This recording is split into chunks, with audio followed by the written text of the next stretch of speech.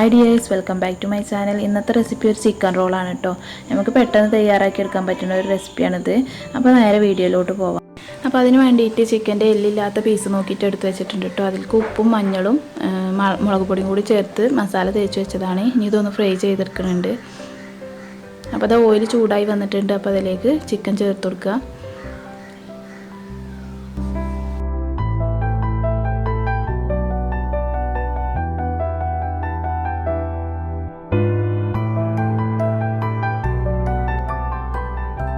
അപ്പോൾ ആ ചിക്കനൊക്കെ ഏകദേശം ഫ്രൈ ആയി വന്നിട്ടുണ്ട് കേട്ടോ. ഇനി ഇത് ഓയിലിൽ നിന്ന് കോരിയെടുക്കുക.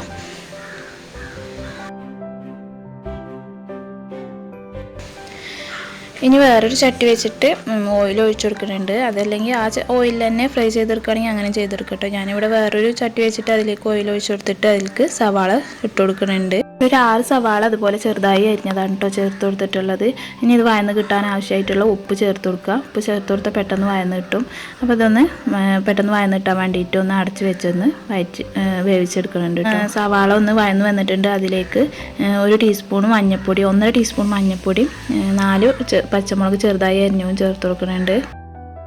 ഇനി ഒന്നുകൂടി വഴറ്റിയെടുത്തതിന് ശേഷം ഒന്ന് അടച്ച് വെച്ച് ഒന്നുകൂടി വേവിച്ചെടുക്കുന്നുണ്ട്.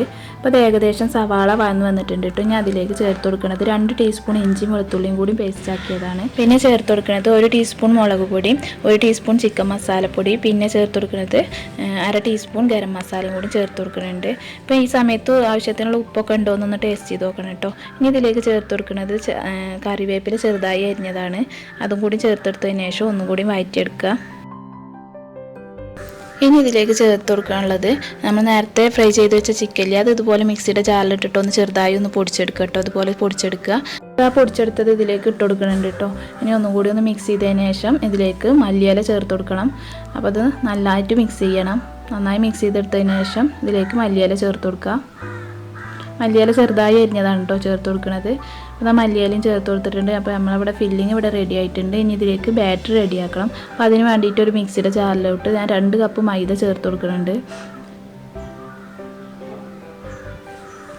ഇതിലേക്ക് ആവശ്യമായിട്ടുള്ള ഉപ്പ് ചേർത്ത് കൊടുക്കുക. പിന്നെ ഒരു കോഴിമുട്ടയും ചേർത്ത് കൊടുക്കുന്നുണ്ട് കേട്ടോ. ഇനി ഇതിലേക്ക് 1 കപ്പ് വെള്ളം കൂടി ഒഴിച്ചു കൊടുത്തതിന് ശേഷം ഒന്ന് അടിച്ചെടുക്കുന്നുണ്ട്. അപ്പോൾ അത് അടിച്ചെടുത്തിട്ടുണ്ട്. ഇനി ഇതിലേക്ക് കുറച്ചുകൂടി വെള്ളം ചേർക്കണം. ദോശമാവിൻ്റെ പരുവത്തിലാണ് കേട്ടോ വേണ്ടത്. ഇവിടെ റെഡി ആയിട്ടുണ്ട്. ഇനി ഇത് ചുട്ടെടുക്കാൻ വേണ്ടിയിട്ട് പാൻ ചൂടാക്കിയതിന് ശേഷം ഇതൊന്ന് കുറച്ചെടുത്തിട്ട് നല്ല നൈസായിട്ട് ഒന്ന് പരത്തിയെടുക്കുക കേട്ടോ. കട്ടി കൂടി പോവരുത്. ഇതുപോലെ നൈസായിട്ട് ഒന്ന് പരത്തിയെടുക്കുക. അപ്പോൾ അതവിടെ ദോശ റെഡി ആയിട്ടുണ്ട്. ഇനി പാനിൽ നിന്ന് ഇത് എടുത്ത് മാറ്റുക. അങ്ങനെ എല്ലാതും ചുട്ടെടുക്കണം കേട്ടോ. ഇനി ഇതിലേക്ക് ഫില്ലിങ് നിറച്ച് കൊടുക്കണം. അപ്പോൾ അത് അതുപോലെ ഈ ദോശ ഇങ്ങനെ എടുക്കുക. അതിലേക്ക് നേരത്തെ തയ്യാറാക്കി വെച്ച ഫില്ലിങ് നിറച്ച് കൊടുക്കുക. ഇനി ഇതൊന്ന് മടക്കി എടുക്കണം. അപ്പോൾ അതാ ഈ 2 സൈഡിൽ നിന്നും ആദ്യം ഇങ്ങനെ മടക്കി കൊടുത്തതിന് ശേഷം ഇതുപോലെ ഒന്ന് റോൾ ചെയ്തെടുക്കുക കേട്ടോ. ഇതുപോലെ ഒന്ന് റോൾ ചെയ്തെടുക്കുക. പതുക്കെ ചെയ്തെടുക്കണം, അല്ലെങ്കിൽ പൊട്ടിപ്പോകും. അങ്ങനെ എല്ലാതും ഇതുപോലെ ചെയ്തെടുക്കുക. ഇതുപോലെ 2 സൈഡും ഇതുപോലെ മടക്കി കൊടുത്തതിന് ശേഷം ഒന്ന് റോൾ ചെയ്തെടുക്കുക. അപ്പോൾ അതാ ഞാനിത് മുഴുവനും ഇതുപോലെ റോൾ ചെയ്തെടുത്തിട്ടുണ്ട്. ഇനി ഇതൊന്ന് കോട്ട് ചെയ്തെടുക്കണം കേട്ടോ. അതിന് വേണ്ടിയിട്ട് ഞാനൊരു 3 മുട്ട ഒന്ന് ബീറ്റ് ചെയ്തെടുക്കുന്നുണ്ട്.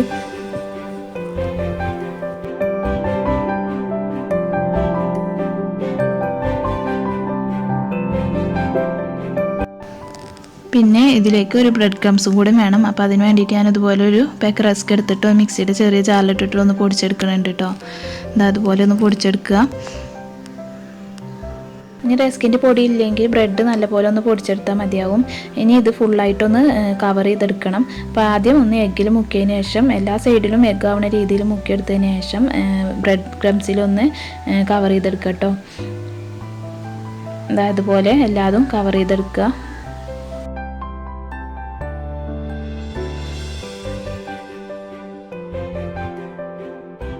എല്ലാതും അതുപോലെ ചെയ്തെടുത്തിട്ടുണ്ട്. ഇനി ഇത് പെട്ടെന്ന് തന്നെ ഒന്ന് ഫ്രൈ ചെയ്തെടുക്കുക. അപ്പോൾ അതിന് വേണ്ടിയിട്ട് ഞാനിവിടെ സൺഫ്ലവർ ഓയിലാണ് കേട്ടോ ഒഴിച്ചു കൊടുത്തിട്ടുള്ളത്.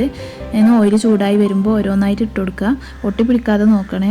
അപ്പോൾ പെട്ടെന്ന് ഫ്രൈ ചെയ്തെടുക്കുക. ലോ ഫ്ലെയിമിൽ ഇട്ടിട്ട് വേണം കേട്ടോ ഫ്രൈ ചെയ്തെടുക്കാൻ.